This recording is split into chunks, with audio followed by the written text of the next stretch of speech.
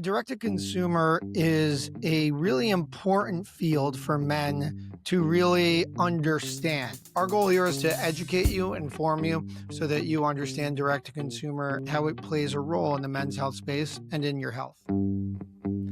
This is the Man Up Podcast, a doctor's guide to men's health. If you've been enjoying listening to our podcast, please hit the subscribe button on YouTube, Spotify, and Apple Podcasts. My name is Dr. Kevin Chu, and I'm joined as always with my co-host, Dr. Justin Dubin. All right. This week's episode is titled Man to Mailbox, a conversation about men's health and direct-to-consumer. Justin, we got a great episode today. I think we're actually pretty honored to have you on the podcast because you did a pretty big study that we're going to talk about later. But, this field is kind of blowing up, right? Yeah, direct-to-consumer is a really important field for men to really understand. It has really blown up in the last really 10 years, but since COVID, I would say 5 years, it has exponentially grown. There's actually not much data on how much. So I've published a little bit on it, so we have an idea. But it is something that is a really important topic because as we're going to learn in this conversation, a large portion of men are going to these places and getting care. So what you need to know is what these companies really are, what their risks are, what their benefits are, and then we can take it from there. And once again, we're not here to knock direct to consumer. And I think both Kevin and I will get into that later, but I think we're both advocates for direct to consumer. There is a role for it, absolutely. But our goal here is to educate you, inform you, so that you understand direct to consumer and how it plays a role in the men's health space and in your health. Yeah, I think a lot of this episode came about that, this is something that Justin and I probably talk about on a pretty daily basis because it's so evident in our field that we practice, that we love. And so I think it's important since it's so prevalent just to kind of hear us converse to a certain extent and to hear that conversation and have a good understanding of kind of again, what some of these definitions are, where it's all coming from. And so I think it'll be an enjoyable conversation. One thing that we have done with this episode, which was really awesome, is we had one of our colleagues who has an interest in the space basically come up with the questions, recorded the questions. And so we're going to hear them and then we're going to just try to answer them and discuss them more often. So that's a little bit new format we're going to give a try right now. So Justin, you have anything else before we kind of hop in and have that first question come in? Yeah, just for the YouTube listeners, I want to compliment Kevin has a great shirt on. You look really sharp today. You look real nice. It's a Appreciate it, nice man. Appreciate denim it. shirt. So if you want to see this beautiful shirt, subscribe to the YouTube for sure. Appreciate it, man. All right, let's hit up the first question here. All right, So what is direct-to-consumer care and how does it differ from telemedicine? Really good it's a good question. question. Important question. Justin, why don't you start off? Sure. So I think when I think of the word telemedicine, first by definition, it's the remote, diagnosis and treatment of patients. You're using telecommunications, whether it's telephone, whether it's video. Now there's obviously apps you can consider or texting that can provide you with an evaluation of your health and then come up with a plan. Now, when I think of telemedicine, though, I usually think of it in the more standard way that we think of healthcare in terms of there is a doctor, you're going to see them for a specific problem, whether it's erectile dysfunction, low energy, low libido, concerns of low testosterone, premature ejaculation, even kidney stones, urinary issues. And you're going to them and you're going to talk to them either on the phone or via video, and you're going to learn about your health. This is a standard doctor, you're talking to a regular urologist or a primary care doctor or an endocrinologist, whatever it may be. And they're going to give a full assessment of your history. They're going to do it. Obviously, they can do a physical as much as they can over video. And then they're going to make an assessment and come up with a plan. That differs to me from direct to consumer. Now, direct to consumer is basically a company, right? These companies, we all know them. They basically are marketing to you for a service. The service is they have a medication, they have a specific intervention. You go to them, chances are you're going to get that intervention. That's how they make money. Direct to consumer makes money by selling you a intervention, a medication, whereas telemedicine, really, the doctors are not making money in general when you think about it in the classic way from providing you a script for a pharmaceutical, right? Or some kind of intervention. They are gaining they're getting paid by providing a service through your insurance or cash pay or whatever it may be. So direct to consumer, they are the ones creating the product. They have their own line. They are selling you the product directly. Telemedicine, they are providing a service. Oftentimes, they're not selling you the medication directly. Some do, but that's kind of how I differentiate the two. It's not necessarily insurance coverage versus non-insurance coverage, but it is kind of what you're going there to be evaluated for and how it is presented. Does that make sense, Kev? Yeah, no, that makes sense. I think, I agree with a lot of the points that you made. For me, telemedicine is, you know, eh, technology that's come about that's really allowed, access to care that before it was a big issue, right? And so, like, we are able to use audio visuals to be able to keep in touch with patients that maybe, could only take a few minutes off work, couldn't get all the way to your office. So it's really an evolution of technology that kind of caused an evolution in care. And direct to consumer basically adopts that technology. But you're right. Direct to consumer is more about it's it removes a bit of the friction of needing to go set up an appointment to go see a doc, typically usually in person for the first time. And you're basically able to get access to services in a much quicker fashion, I would say, than via the conventional telemedicine. And telemedicine was born out of the kind of COVID era. We had telemedicine before, but it was really COVID during that whole pandemic that it became a thing. So, I would say there's direct to consumer utilizes telemedicine, but I would say they're rather two different things. That's my kind of statement on it. Yeah, I no, don't know I if you have get any that. other thoughts.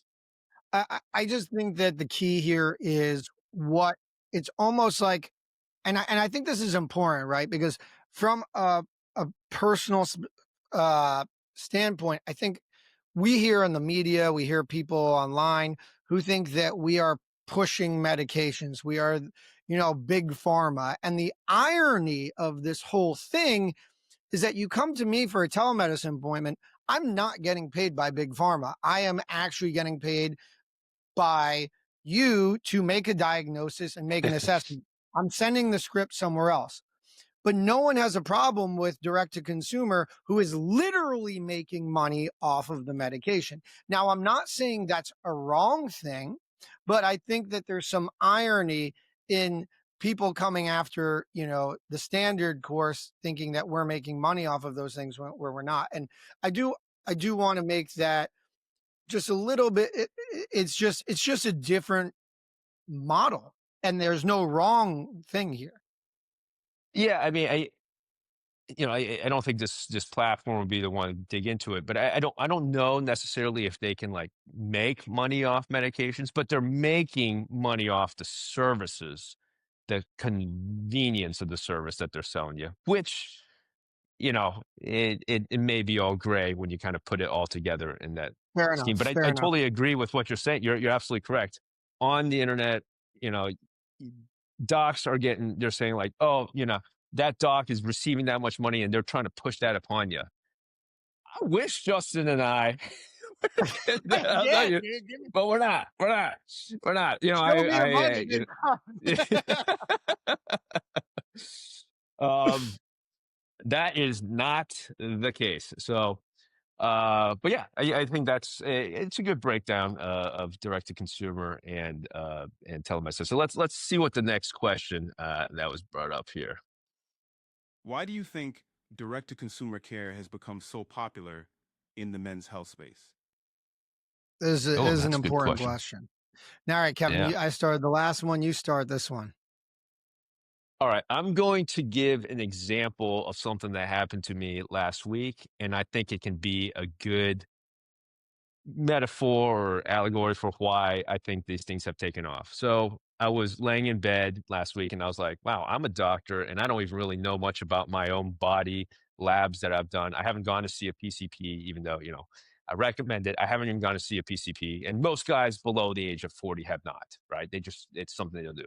And I was like, you know what? I want to get some basic labs. I'm interested in the whole longevity space. I want labs. I popped on a website. I'm not going to say the website. There's millions of these now. Popped on a platform, and within about 5 minutes, I had already information on what biomarkers I would get. And today, I was already in the lab getting those labs drawn, and I will know the results in about a couple days. So what happened was a spur of the moment decision that I wanted to get a better understanding of my body. Within about a week, I'm going to get all that information and maybe get connected with some potential specialist if something is awry. I think that's why direct to consumer has really taken off, because of the convenience that and in men's health space, we're talking about stuff that's more stigmatized, that guys don't want to go see a doc in person about. You're basically able to get access to care very quickly, and you don't really have to put much thought to it. Yeah, I think this is a great point. I have some data that we did 2 studies on to actually kind of see why people are going to direct to consumer. Now, I agree, first off, 100% with what you said. So we did 2 studies. We surveyed men under the age of 40. We asked them about their concerns with erectile dysfunction, if they were diagnosed with it in the past, then how they got those medications and how they decided to, what resources, how what were important factors for getting the care they need. And we did the same thing with men under 40 for testosterone. Now we can go into the rest of the studies, but the important thing were considerations for this topic for obtaining, their medications or their interventions. For the ED meds, privacy and cost were the key considerations um, for, you know, for obtaining erectile dysfunction medications, right? And the other things when we're talking about testosterone, the key considerations were actually safety, privacy, followed by cost, and then convenience. So obviously, when we're talking about what is going on here, we're really talking about the importance of the stigma associated with men's health. Guys want privacy because they don't want to talk in an office. They don't want to go to an office. They don't want to sit down in an office, announce to everyone around them that they're having an issue. And they don't want to, let everyone know. That's why privacy is the number one concern. It is a heavily stigmatized space. Erectile dysfunction, low libido, low, energy. Safety, obviously important. And then convenience. I agree with you on convenience because the truth is, and there's a lot of data supporting this in the telemedicine space, that time is money, right? People don't want to take off time from their job. They don't want to spend the money to drive somewhere, especially if they don't have access to, a car, or they can't afford to take off of work, right? And they want to get care as fast as possible. People don't want to call up an office and say, "Hey, we'll see you in 3 months." It's like I'm trying to have sex tomorrow with this girl I'm seeing, right? And that's the truth. And that's That's the truth, truth. man. And so that's where direct to consumer and telemedicine and all these things come in. You get quick care from the comfort of your home, the comfort of your office, and you get it right away and private. So I think that those are really the things that have really made this space popular, especially why direct to consumer is thriving in the men's health space, because we're really catering to the stigmatized um, concerns associated with these things. And these guys have done a great job. They've been, because I have patients who come in and go like, "Hey, I took the Hims pill." I mean, and I'm like, "You mean Viagra, Cialis?" They're like, "No, no, no, the Hims pill." I was like, "Oh," and they're like, "It works awesome. I think it works better than Cialis or Viagra." And I'm like, "Wow, they did a great job." But again, it's because guys, don't typically want to talk about it, and it's a stigmatized area, and it's quick, man. They getting those medications in the box, within a week. So I'm not surprised that it's become very popular. Yeah, and the truth is also since COVID, it's been more convenient.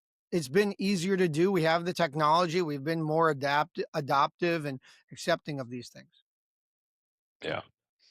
Well, also, on that point, we should go over that. First off, the only reason why it happened during COVID was because COVID put an exclusion on.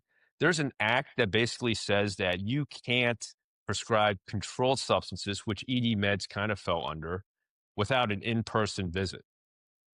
And that was put on hold during the COVID, and it's kind of been put on, these temporary kind of extensions with time. So that's actually one of the reasons why I flourished during the COVID thing, because in COVID we weren't seeing patients in person, and so it's temporary. It's not a written rule kind of thing. Just an FYI. Yeah. All right, let's hear what the next question is. What are the advantages of DTC?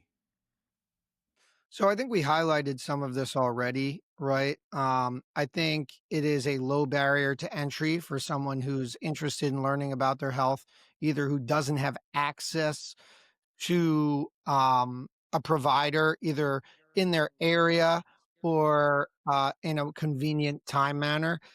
I think that it also circumnavigates insurance stuff, which is actually a big deal. So a lot of people who don't have insurance can actually use these platforms. And I think it caters to that man who doesn't want to talk about these issues, who wants that privacy, wants that convenience, and is willing to pay a little bit more for that experience. I think those are excellent points. I want to highlight the second thing that you stated about insurance issues. Let's just talk about one area in men's health: ED meds. Surprise! Like, you'll find that even though a doctor will give you a prescription, your insurance may not want to cover it.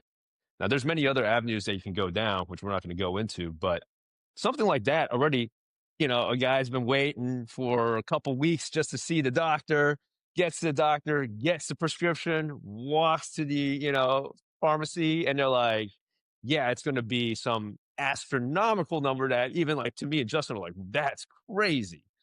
And now you're back to like, well, I went through this whole time frame to do it, and meanwhile, I could just log on a website, hit a few buttons, pay nowhere near the price of that to get the meds sent straight to my house. So you can kind of see that friction is removed. 100%. We get that literally all the time, right? You recommend things like GoodRx to circumnavigate those things, but you're absolutely right. There's less steps, right? We give you the script. You still have to go do that stuff and get it done. You talk to these guys, the script is already written. It's already sent to your house. You don't have to do anything.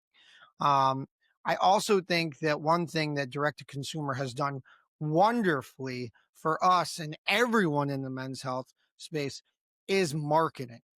Now, the marketing has been incredibly beneficial to everyone in the men's health space, all patients, all men, because what they have done by advertising on every commercial, every podcast, except ours, which probably wouldn't want to, but what they have done is really helped normalize the conversations around erectile dysfunction, low libido, premature ejaculation, other sexual health issues, and motivate men to really start talking about these things, thinking about these things, and seeing someone, seeing a direct to consumer company, seeing a doctor. And if anything, for many people, I see direct to consumer as this gateway to the men's health space where they're at least starting to think about their health. So I do think that that is a huge benefit to direct to consumer in providing care to people who otherwise can't access it, providing care to people who otherwise can't afford it or don't have insurance, and helping, get people motivated about their health. Yeah, 15, 20 years ago, you may have been with one-year-old buddies, be like, yeah, yeah, my penis isn't working as well. Nowadays, you're sitting there watching football, and then you see one of these DTC commercials come on. You're like, yo, yeah, did you see that? Yeah, it's the conversation is much more out there, and I do agree. It's been a huge benefit to the men's health space and to bring awareness, right? We espouse on this all the time. We do this podcast to bring awareness on subjects like this. They're doing also a great job just on their marketing front. 100%. All right, let's hit up the next question here. How has DTC helped the men's health space? Well, I think Justin just answered that. yeah, I mean, should we just go to the next one? Yeah, we'll go to the next one. All right. What are the risks with DTC in the men's health space? Ooh. This is important. Kevin, you want to take this one? Yeah, I'll take this one. So there's a couple things. First thing with DTC is a terminology I want to go over, which is asynchronous care. So asynchronous care basically means that a doc can review clinical notes, can review labs, review the information that you send, and basically prescribe you meds without necessarily having what we call a synchronous visit, which is where like Justin and I are looking each other in the face, even though we're not in the same location, we're looking at each other in the face and discussing, subject matters. That's what's called a synchronous care. Asynchronous means, hey, look, doc, I may be having some ED meds and this is transmitted in the text message. Here are my labs. And then doc writes back, I reviewed it. Looks like, yeah, you can maybe benefit from some medications, and the medications are sent. And I've never seen the doc or healthcare professional ever. My personal self call it the faceless doctor. And that's what Mm. patients have told me when they come and they're like, yeah, I basically put some information in and the meds were in my mailbox. I talked with them via text, via some email portal stuff, but I never saw them by face. And look, the safety of most of these meds are, just talking about ED meds here, right? I'm using ED meds as an example, are for the most part fairly safe as long as you've reviewed the clinical notes, know that you're not taking some sort of other medications that could be contraindicated. But still, what I argue is you're taking medications that potentially could have some bad stuff, and you're just allowing someone that's faceless to give you care. So I do still believe in a lot in the art and the beauty of patient physician relationship, and that is directly looking at a doctor in the face. And for me as a physician to see the patient that they understand what I'm telling them, that, those are kind of the nuances of an actual audio, like visual component that I think is important. And I fear that as we get more of this normalcy that, oh, you can prescribe meds without ever seeing a doctor face to face, I think there's a big inherent risk on that. And as you start augmenting that to like things like testosterone, where there are much more things that I want a patient that I directly communicate with them, not by text, but about fertility, potential effects on there, about, you know, potential need to stay on this for a long time, all the other stuff, we got to follow your hematocrit. These are things that, again, I get worried about will get lost in the process as they keep trying to expand DTC, try to, make it as convenient as possible. I feel like that is an important aspect that, I fear will get moved away. I totally agree. I think that limited to no contact with the prescriber is a major concern, because what is one of the major concerns that we have in general with telemedicine is not doing a full evaluation, right? And so one thing that we miss on telemedicine and direct to consumer, this is both, is we don't get a good exam, or we don't get really any, at least genital exam. And sometimes that exam is important. There's a great paper that came out of UCLA, and they kind of just did a small assessment of younger men. I think they said it was around 20% of men they were able to diagnose other things on exam, and other evaluations like a varicocele or infertility or low testosterone. And that kind of is an issue. We're missing things. And when we're talking about direct to consumer and this idea of, hey, I have erectile dysfunction, give me a medication, we're providing you with a band aid for a potential underlying issue. And while that band aid may work, it may, as we've talked about a million times on this podcast, your erections are a sign or a warning sign of something coming down the pipeline or an actual issue right now. And so, a lot of these direct to consumers, they're giving you the med, but they're not going to be able to diagnose you with diabetes, high blood pressure, obesity, low testosterone. So, you are missing a component, and that component can be an underlying pathological issue that's going on with your health.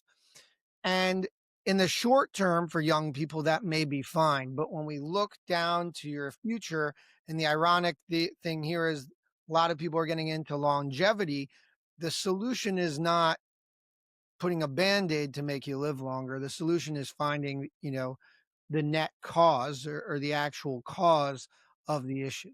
Now, for a lot of younger guys, it's just kind of stress. It's psychosomatic, as we've discussed in the past. And that one time medication will get you over the hump, literally and figuratively, and you'll be fine. But that's not always the case. That's not always the case. So I think that is one of the biggest risks that patients really need to know, right? That you really need to understand that there may be something else going on. And that's fantastic. And I think that kind of ties back to what you hinted on early on when you first started and you were defining direct to consumer versus telemedicine. And at the end of the day, you are correct. When we're under the auspices of a normal urological in-person visit, you're right. Insurance is reimbursing us, but we're there primarily to figure out what's going on with you and a treatment plan for you. Direct to consumer stay alive by selling medications. If they don't, or not selling medications, or selling their services. If they don't sell the services, they cease to exist. They could care less, pretty much, of a treatment plan. Where for me and you, when we're sitting there and there's a late 40-year-old who comes in with erectile dysfunction, I'm not going to give them a med most of the time and be like, "Hey, we'll see you along the way. Come back." We're going to be like, "Hey, look, have you seen your PCP? Is your heart doing okay?"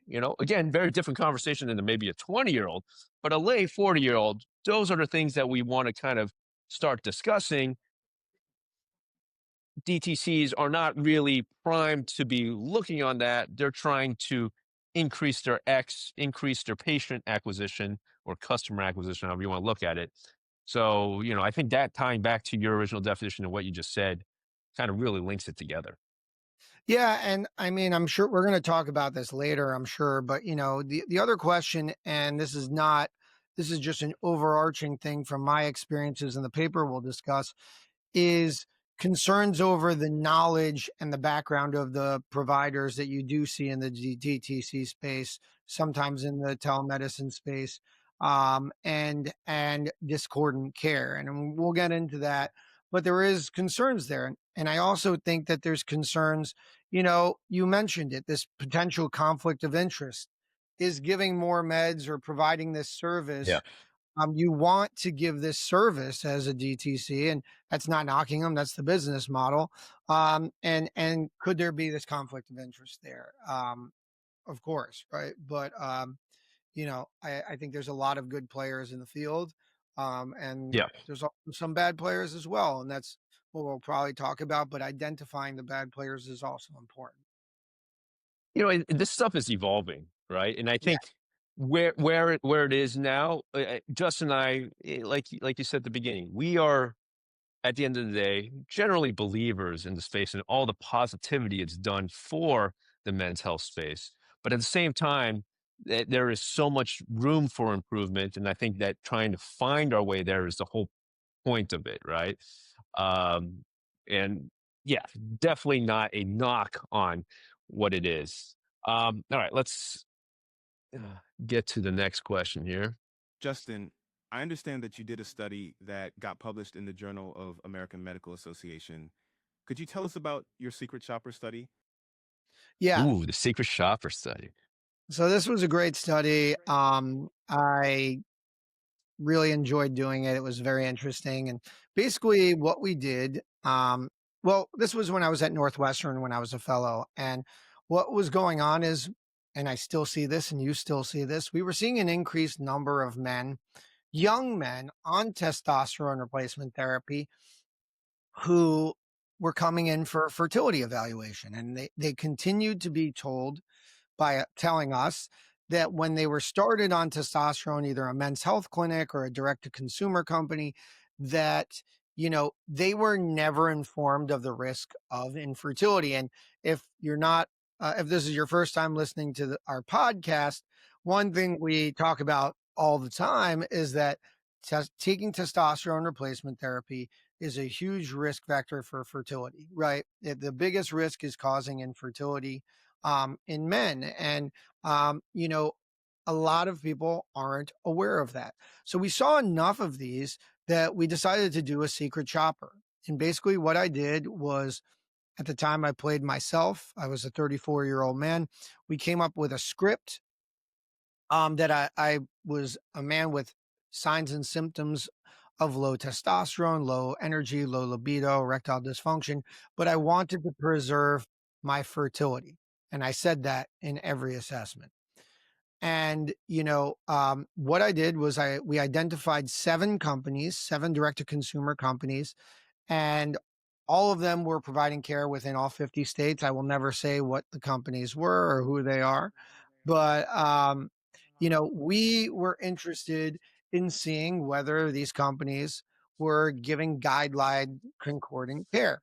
So what I did is I had a full blood work panel. Okay. Um, I had full blood work. My testosterone ended up, not to brag, to be 675. And, when we got Humble it, brag. hey, what can I say? The joke was, the joke at the time was, thank God my testosterone was very high, because if it wasn't, the study wasn't going to work. Right. So thank God, I take care of myself. I work out. I eat healthy. My T was great, 675. And to give context, though, which is important, right? In order to be diagnosed per the AUA guidelines with, and also my free T was normal for anyone who's questioning that. But per the urology guidelines, in order to have a low testosterone or be diagnosed with hypogonadism, which is the medical terminology for low testosterone, you need to have 2 things. One, you need to have signs and symptoms of low testosterone. 2, you have to have a total testosterone level less than 300 times 2. Now, when we treat men for our testosterone, it varies. People say at least 450 to 600. I'm usually saying around less than 1,000 is good for me. But when you look at my level of 675, there's nowhere close to me being considered having low testosterone. So I went to the 7 companies. I said, here's my blood work. Here's my story. I want to preserve my fertility. And despite me and us clearly agreeing that I did not meet, you know, qualifications based off of my desire for fertility preservation and my testosterone levels for TRT, Six of the seven companies offered me testosterone replacement therapy. Now, Unreal. yeah, it's not great. And of those companies, only half of the companies discussed fertility risk of being on testosterone replacement therapy with me. So incredibly concerning, right? This means that the direct to consumer companies in general were not providing guideline concordant care. They were not providing necessarily my goal oriented care, and they were not advising me as such. Um, and, that was a couple years ago. It made some news in media, it made some news in the newspapers. And I think rightfully so. I think what I learned from really the study was that, you know, when you're a patient and you're not knowledgeable, it's very easy to get a medication and think you're doing the right thing for yourself. But if you're not asking about the risks, if you're not asking about the long term impact of these medications, you're not potentially going to learn about them in this space.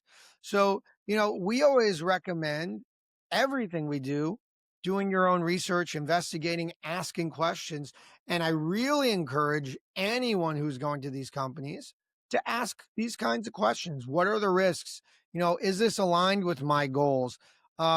Is it something, tell me, is this something I'm going to be on for the rest of my life? When I asked a lot of these companies saying, hey, what's my goal testosterone? My testosterone 675. What's my goal testosterone? Some of them said way over 1,000. Some of them said we'll give you until you feel better, which is burning, right? So the lesson here is that, you need to be, your greatest advocate is yourself, and knowledge is power. And I think that this is a very powerful study to show not necessarily that direct to consumer is the problem, but to show that there's room, like you said, Kevin, for improvement in the space. There's room for education and proper education of our patients, of the general population on the risks and benefits of possible interventions. And there's room for improvement of, our, as providers, education of our patients, and making sure that they understand what's out there and providing them as a safe haven for all these kinds of questions that may come down the line. All right, I want to ask you a couple questions about the study, and you feel free to, if you're like, I don't want to answer it, totally respect that. Yeah. But a couple things I want to know is like the the physician or the healthcare professional you were talking to, were they typically like, were they a urologist? Were they a family medicine doc, or did they not specify? Was it a nurse practitioner?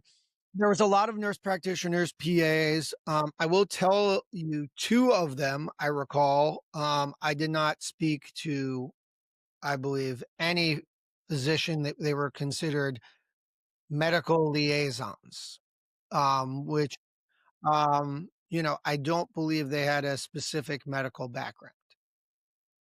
That's crazy, right? That's crazy. Testosterone is, it's augmented more over ED meds. Testosterone has all these effects that can, in a patient that you were presenting as that cares about fertility, there's so much nuance on that. And the fact that you were potentially talking to a medical liaison that was going to make probably a hand in the medical determination of your need for testosterone is crazy to me. Absolutely crazy. Um, my next question I had for you is, when did you feel, I mean, you're a little bit biased because you are a specialist yourself, but when they gave the counseling about, you said half of them did the counseling on fertility for you, did you feel it was pretty succinct and pretty good, or did you feel like it was more of like a, all right, this is just a point we're going to give and that's it? I'll be honest, that was over 4 years ago. I have no recollection. Okay. Yeah, yeah, yeah. You I hear know, you. when I I hear was you. going through it, I would check, okay, they talked about it, they didn't talk about it. it's too long ago. If you asked me Gotcha. while I was in the middle of the study, I'd be able to tell you I can't recall. Gotcha, gotcha. Fair enough, fair enough. And look, I looked at some numbers here. Now they're predicting this to be like what, like a $1.5 billion like industry. It's only grown since you did that study. So the number of DTC companies that offer testosterone now are astronomical. You type it in, there's just thousands and thousands of websites that offer to you. But I want to commend you on that study. I think that was such an important study. I believe the next question that our colleague is going to ask us is going to kind of ask us about the impact on it. But it was a really important study because I think it was something that was being whispered a lot amongst our field. But this is really kind of put it like saying like, hey, look, this is really happening and this needs to be a focus because patients should not be looked at as consumers. Our patients could be really negatively harmed from it. And Let's we've see what seen that it, next and we've question seen is. it, and we've seen it. Sorry. Exactly, right. A lot of this is driven because you and I see this in our clinics all the time. Patients who were started on T when their testosterone was already at 700 and they're up to like 1300 and their hormones are all messed up. Their E is like, super high and you're just like, they don't feel like themselves anymore. So, all right, let's check out the next question here. Has this study changed your stance on DTC care? Oh, I'll ask Kevin that first. Kevin, has that changed your stance on DTC care? Well, it hasn't changed my stance that I believe DTC care is here to stay and that as long as it's done properly, there is going to be an overall positive aspect from it. Justin knows I'm a big believer in DTC, and I actually believe a lot of medicine is going to be changed to DTC as long as it's properly done, or it will get there, right? I think it will get there, hopefully sooner than later, that it's properly done. Because again, the stigma, as Justin mentioned, as well as the convenience, I think are the big things as we see a dwindling doctor population. And if you want to get in, unfortunately, to see Dr. Dubin, there could be a 4-week wait. And these DTCs could kind of speed up some of these things, again, as long as it's done properly to get some of these patients, some care much more sooner than later. But to that study, all it's done on my stance is to tell me that this needs to be done better. And for me, I want to help make it do better. Justin, I don't know. After you did the study, what did you think about it? Yeah, no, I think I agree with you. I think this is not the study's not a obviously it is bashing DTC in terms of, a recognition that the care was not consistent with the standard of care. However, it's not our goal was not to say DTC should not exist because it needs to exist and it will continue to exist. It is once again an acknowledgement that we need to do better and we need to make sure that we're educating our patients. We need to make sure that we're advocating for our patients and our patients or you as a patient need to advocate for yourself as much. And I think it's funny because a lot of times people are always, and this goes back to this idea that people think we're big pharma. It's like people are always questioning the doctors, but they're never questioning the companies for some reason. So this is just one of those additional things. Question me? Sure, I don't care. Question me. But make sure if you're going somewhere else for care, go question them too, right? And I think that that's just an important point. I'm not upset that you're questioning me. Just make sure you're questioning everyone. And I think that this kind of study, shows that you should be doing that as well. Fantastic point. All right, let's see what the next question is. Do you think direct to consumer care is good? Well, I think we kind of answered that. Well, I think Uh, we answered it. I think we yeah. both think that it's overall good, um, with the need for benefits, the need for improvement in the space. All right. And I think this is the last question, and then we can get some final thoughts after that. It is clear that direct to consumer care is here to stay. What do you see the future of men's health care and direct to consumer care look like? Good question. Good question. You want Good to take it? You question. want to start it? Sure. Yeah, I'll start it. I think let's base it off of what we learned from Justin's study. And for all our listeners out there, the Journal of a I don't actually know what it stands for JAMA Yeah. is it's held to the highest standards. And so that this is a study that meets great research criteria. So what we're learning from that study is, first off, the people on the other side that were providing the care, quote unquote, not good enough. Now I'm just going to state that right off. Not Right. good enough, right? Correct. No Not one good can argue enough. that. And so right off the bat, what does the future of that look like? The people that are providing the DTC care have to be people that are knowledgeable with the interests of the patient. And so for me, let's say like, look, ED meds, I'm not going to scale and say like this absolutely has to be done by a urologist. Absolutely not. I know plenty of PCPs that can give good care on that. But as long as it's properly like done and counseled upon and stressed upon, I think that's big. Testosterone, a little different on that. I'm a little bit more like, hey, there are specialists who understand the nuances of that. So again, I think these kind of physicians partaking a little bit more in DTC, I expect to see as we kind of go into the future. I see a lot less asynchronous care. Asynchronous care is great for cost reasons, but I think to preserve the patient physician relationship, like, look, let's put you on testosterone, and as long as something happens, something that you're concerned about, and you reach back out. If you reach back out to someone that you've never met that physician before, and you're just, it's just like a blank, faceless thing, that's worrisome for me for something that I'm maybe potentially injecting to my body. So again, I think there's more synchronous care that we're going to see. We're going to see more specialist driven care. Um, and unfortunately, I think we're probably going to see is a little bit more regulation. I think Yeah, that's what's going to end up happening. I like what you're saying, and I'm just going to summarize it how I would think of that. You're saying like you want to see a doctor to some degree who understands in case shit happens, right? Like, right? Something bad. Oh, I'm taking this medication. Can I see you? Would you be the person I need to contact in case shit happens on it?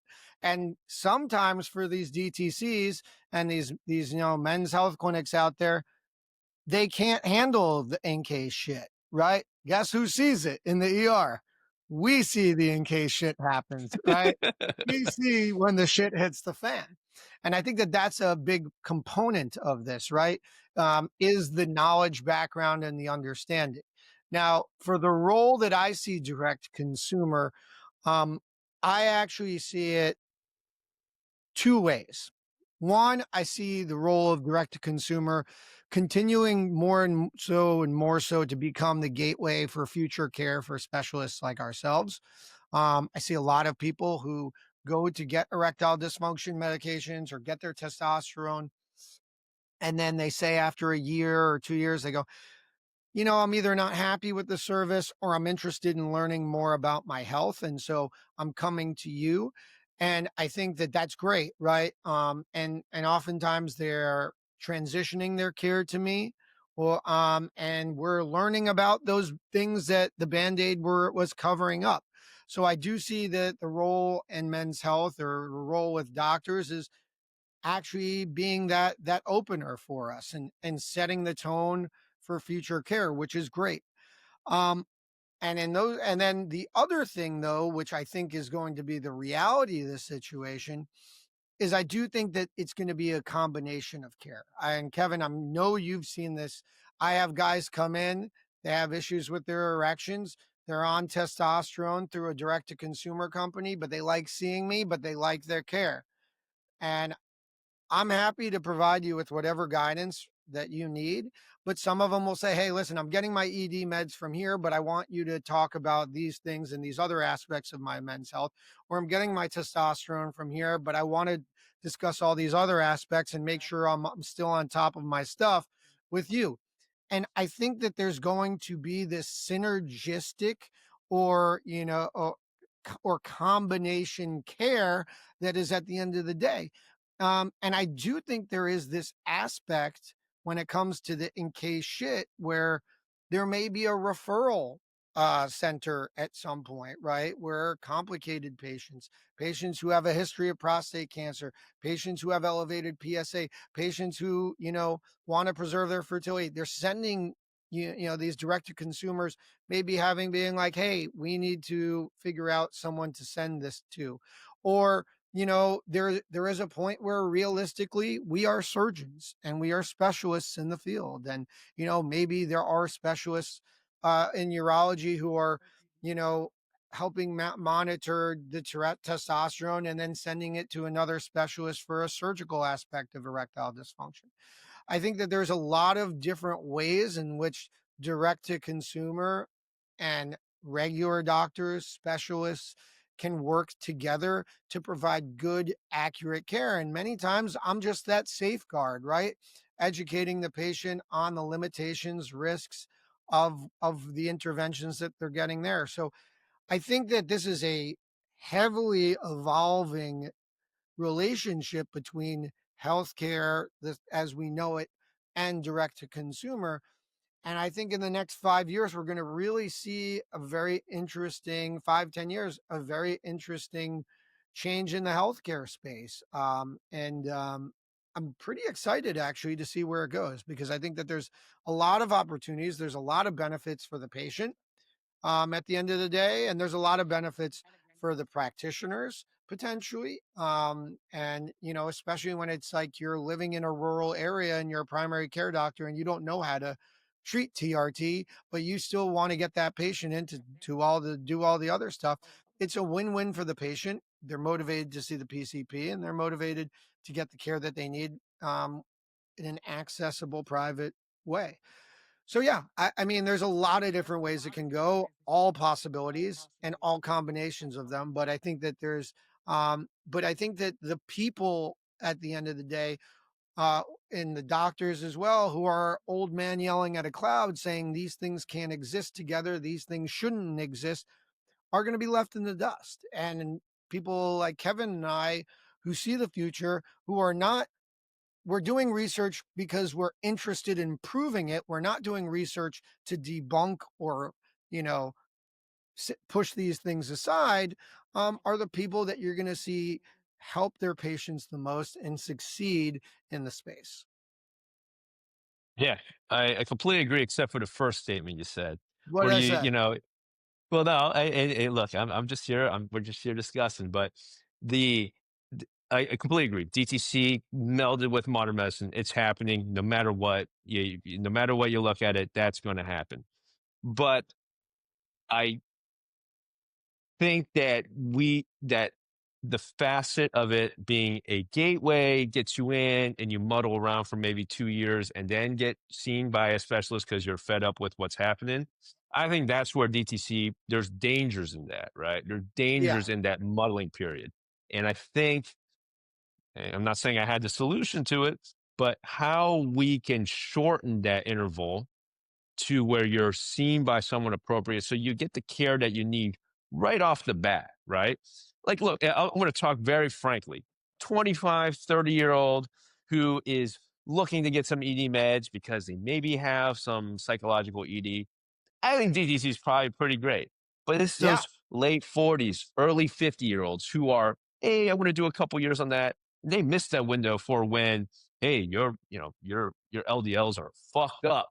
You got some high cholesterol. But you know what? You went, and look, I know some of these companies are doing like statins and stuff in there. Like, I don't know anything about that, but you're missing the window on potentially getting treated or at least getting counseling on by a specialist that can kind of direct you what to do.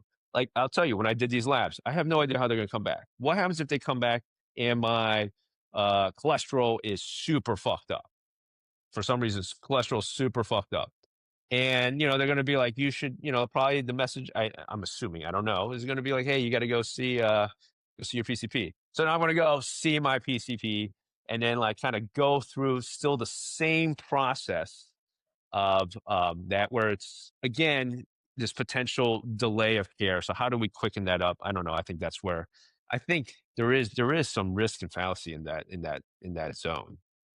Yeah, no, I think that's the danger zone for a lot of people, right? Potentially. Because once you put the onus on the patient, especially men, as we know, how many times have I been like, yo, you got to do this? And they never do it. So like, and we're doctors who are like, I'll see you in Yeah. 3 months. And they're like, did you do it? And they're like, no. And it's Yeah. like, dude, I've been seeing you every 3 to 6 months, tell you to do Yeah. this and you haven't done it. So like, you get a letter in the mail saying, hey, your PSA is 10. You should go to a doctor. Who's that on? Right? Like, so you're Love that 100% right. point, man. Love that point. Love Who's that that point. on? And we I see don't it. know. We see how many treatment plans have you had for guys where you're like, well, it's the same treatment plan as it was 3 months ago Yeah, because you it's didn't like do it's the anything. revolving door meme. It's like me walk in, okay. It's like, I'll see you in 6 months. Maybe you'll do it. And it's like, hey, did you do this? No. Okay, well, that's what you need to do. I don't know what to tell you. And so, yeah, who's the onus on when they say, hey, your PSA is 10. I'm concerned you have prostate cancer. Or, your hemoglobin A1C is 12. You have very bad diabetes. Like, what happens? There's a gray area, right? There's no one's being accountable except for the patient, but then they may not do anything.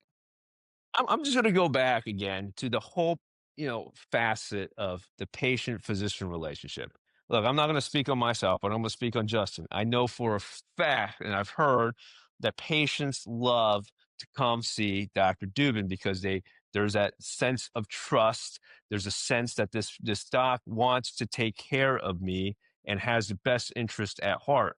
I fucking hate the idea of a future of a faceless doctor or a doctor you're some healthcare professional you're going to see once. They started my testosterone and 6 months from now I want to see someone else. That sounds terrible to me, right? And that goes against the whole like art and idea of medicine, which is a patient physician relationship. So I think solving that in a DTC manner, they love to use words like scale and how to do things. That's like anti-scale, but it's also very important from my opinion. And I think that's something that needs to be captured upon. And I also want our listeners to think about that too. Like, do you really want someone to be like like a chat agent or a text message reply back says like, yo, PSA high, figure it out?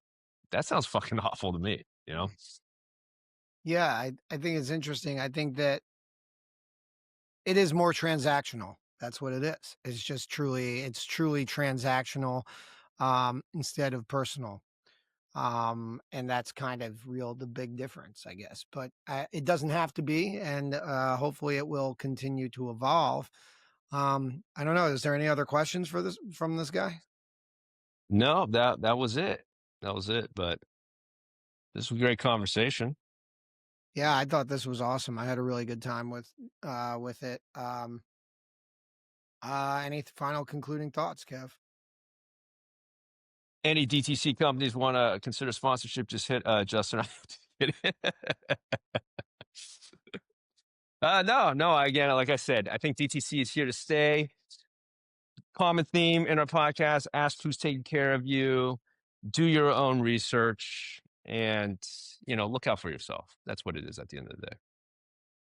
Yeah, I think know what you're getting into, understand the risks, the benefits, understand a lot of the times, especially if we're talking about erectile dysfunction, you're putting a band-aid on something that there may be an issue over, especially if you're in that age group Kevin's talking about and you're in your 40s, or young people can have ED because they got low testosterone, or they got they're heavy and they got diabetes.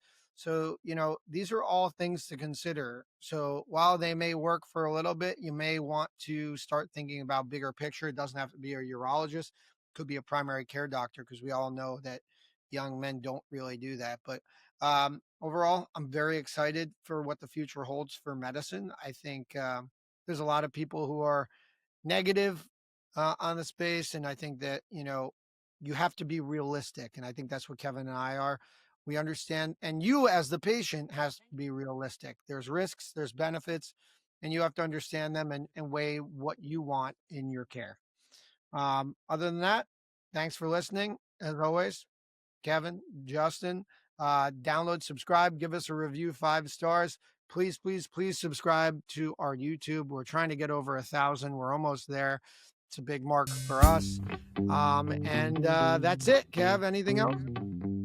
Jackson Dart time. No, nothing else, man. Darty party, baby. Let's dart. I'm dartying all weekend.